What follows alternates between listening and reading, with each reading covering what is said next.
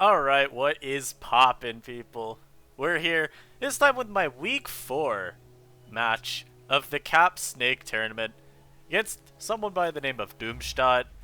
I don't really know much about this guy, but I believe they played Cap at one point? Or maybe, I think they might be a Cap main. Like I said, I really didn't know. But I would say that the people I know the least about are the ones that I'm most worried about.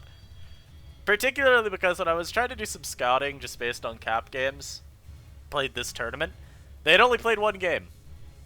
And the only game they had played was a Gen 7 game, which doesn't really help me a whole lot in prepping for Gen 8. I will say that all I really expected was something that Sand would match into well, because honestly, T-Tar is really good right now. A lot of it's because Spectre is just such a danger Pokemon. And so T-Tar is obviously really good at walling that. And I think Sand in general is just pretty nice. And so I rolled up with a team from my boy Jordy. I was talking to him and I was like, the only replay I have of this guy is him using a rain team. And so I was like, I feel like I might be getting hyper offense or something this week. So my boy passed me a team that he says has a literally unlosable matchup. And while I didn't match it to hyper offense, it's fine. Let's get into this game real quick. The only thing I was really worried about for my opponent's team, frankly, was the Miasma. This is a bug dragon type that has really good offensive stats, decent enough speed, and then like kind of average bulk. Anyhow, I left with T-Tar. He leads off with Pert. And what I'm going to do is I'm going to go for Toxic. I know he wants his Rocks up immediately. And getting that Toxic off on this now is just really good for my Astrolotl throughout the rest of the game. So I can get to a point where Fire Lash just tears through him. Now he actually goes for Toxic on that switch there. Really good play from him. Makes it a lot harder for Tomahawk to consistently answer Cinderace the rest of the game. I'm going to just spin away the hazards. I don't want Rocks up. They don't really hurt my team that much, right? I mean, I've got Heavy Duty Boots on 3 of my teammates, and 2 of my Pokemon are Regenerator. And an Excadrill resists Stealth Rock twice over. But I don't want T-Tar to take an extra chip, and I don't want my Rocky Helmet Pokemon to take an extra chip. So I know he's going to Feature Sight. I'm going to get Lottle in. This is a free knock. The freest knock of my life. And since he went Pert, I'm not really too worried about staying in here. And now, that may not make any sense. Because it's Ground type with Feature Sight up. Essentially, though, I was very, very sure he was not attacking. Anyhow, he goes for Toxic and misses, and then he goes for it again as I pivot Tomahawk. Really good for me that Pert's already this weekend. And since I know he has to switch, I can get off a very, very free Roost. Get my Tomahawk back to full. And again, I know he's going to Feature Sight. Something that happened this whole game that I picked up on pretty quickly was an unwillingness for my opponent to ever attack the Lodal. Even with this, which could be Sludge Bombing as I switch in. Like, he pretty much is just always Future Sighting and then switching out.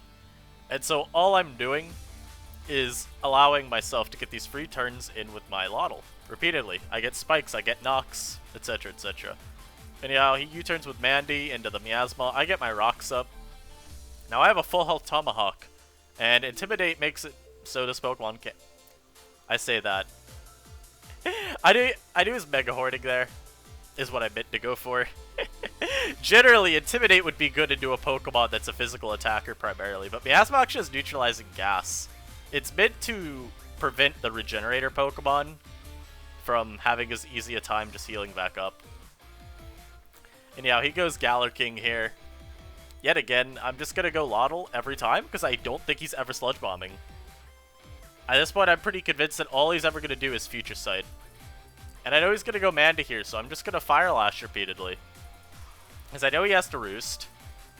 And I can just keep stacking these defense drops. He actually ends up not roosting here, though. Goes for the Defog instead. And since I know he wants to switch here, I'm just going to say, okay, I set Spike. And then he goes into the Curlawat. Now, this Pokemon, very hard to switch around, mostly because it's got pretty good coverage. It has Stab on Electric and Water moves, and then it has Ice Beam. And it's got Magic Guard, so, you know, it gets to do Life Orb stuff. The problem is this Pokemon has like base 80-something special attack. And so if I get rid of its Life Orb, it's no longer a threat. Now I actually get caught with my pants down here. I expected him to Volt Switch because my Lottle, really low. I know I have to switch there. He actually ends up just surfing. And I go to my Tar here because Tar, understand, bulky. Now I can take a hit from non-life from Krilliwatt. And I'm going to just rock up as Mandy comes in. I know he has to Roost here, so this is a very free Toxic. And honestly, from this point in the game, it's really just a war of attrition for me. His team is 3 Wall Breakers and 3 defensive Pokemon. It might be bulk up Cinderace, we never saw. But I know that I've got a pretty good shot of just outlasting his team with a poison on this. I feel like I could at this point leverage my Astrolotl to where it just won't ever win. And I could just keep my hazards up. Now he goes back at the Galar King. Again, I know he's just future sighting here, so I knock. And I take this chance to throw up more spikes, because why not? The thing is every time the Krilliwatt's out on the future sights, that's not the issue for me. I'm not worried about Krilliwatt being out with the future sight. Ready? I have Slowking. I can scout 1 attack from it anyway, even on the turn future sight hits. I'm much more worried about if he goes like Cinderace or Miasma. Those Pokemon can really heavily pressure what I would go into generally against them, that being my Tomahawk. And you see here, I also get the boots off the Cinderace. And this is just really nice for making sure that it does have to actually take the chip. And we do see that I go King there as opposed to Tomahawk. Kind of have to because of the turn future side's hitting. I'm surprised I didn't U-turn against my King, because that would have gotten a lot more chip off. Alas. He goes back into the Krill, and as we've established, this is not a threat anymore. The reliance Krilliwatt has on Life Orb is very, very notable. You see it going from like being able to get close to a 2-hit KO on my Lottle with a Life Orb Surf to it not really doing anything. And yet again, Mandibuzz, we see it just getting beaten down by my Lottle. An interesting difference for Mandibuzz between it in Cap and it in OU is Big Pecs, an ability that generally is viewed as just not worthwhile at all. In OU is actually very good on it. In Cap, entirely for the Astrolotl matchup. At one point, Astrolotl had Toxic, and they did a nerf process that, instead of banning Caps, they nerfed them. But they lost Toxic, so now your only real way of beating Mandy with an Astrolotl is hoping you can defense drop it down. That's not possible if they run Big Pecs. Fortunately for me though, my opponent was Overcoat, as we saw earlier when he wasn't taking the Sand Chip. And again here, I know my opponent's going to try to set rocks, so I just stay in and spike up. And I go Torn. Torn does nothing this game other than his U-turn, by the way. Nothing at all. And the team's actually built around Nasty Plot Tornadus. So I was a little bit sad not to do anything. Now my opponent makes a good read here. He doesn't know Tomahawk's coming out, so he drops a Dragon Hammer. And the unfortunate part is, I don't need Tomahawk. I can handle the Cinderace well enough. Now I will say, I was absolutely petrified of this being Sucker Punch Cinderace at this point. I felt that maybe, because I let Drill take that huge hit earlier, that a Sucker Punch Cinderace would potentially be able to stop me from just cleaning with Earthquake. So we'll see if that happens.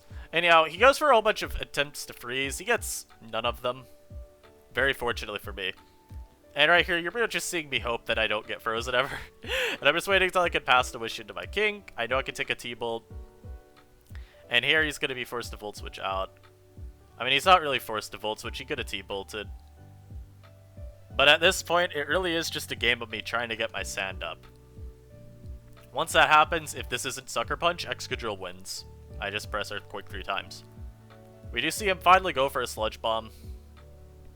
Now, I KO the King, so unfortunately Future Sight doesn't get to hit it to finish it off, but that's okay, that's okay.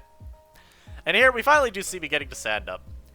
And because, now this sequence didn't make too much sense, I think, at first.